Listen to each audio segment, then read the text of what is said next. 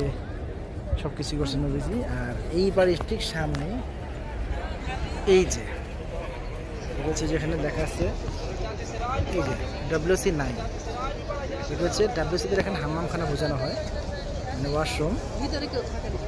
এটা হচ্ছে 9 নম্বর ওয়াশরুম। এটা ছিল হচ্ছে আবু জেহেলের বাড়ি। আবু জেহেলের বাড়ি ছিল এটা।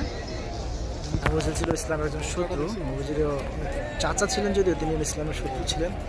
এই জন্য এই আবু জেহেলের বাড়িটাকে ভেঙে এটাকে এখন হাম্মামখানা মানে টয়লেট বানানো হয়েছে এটাকে। এখানে মানুষ এখন টয়লেট হিসাবে ব্যবহার করে। এই যে সামনে এটা, এই যে এটা আবু জেহেলের বাড়ি, এটা এখন হ্যাঁ এটা এখন টয়লেট হিসাবে ব্যবহার করে। এটা হচ্ছে আবু জেহেলের বাড়ি, এখন হাম্মামখানা হিসাবে ব্যবহার হয় এটা। আর সামনে হচ্ছে নবীজির বাসভবন, যেভাবে থাকতেন। চতুর্পাশে পাহাড়, চতুর্পাশে পাহাড়, চতুর্পাশে এই যে সব পাহাড়, পাহাড়ের সাইডে এই পাহাড়ের সামনে হচ্ছে আবু জেহেলের বাসা ছিল। আর তারপর হচ্ছে এই যে এই পিছনে হচ্ছে এই যে বাইতুল্লাহ, পবিত্র কাবা। এই যে এই অংশটা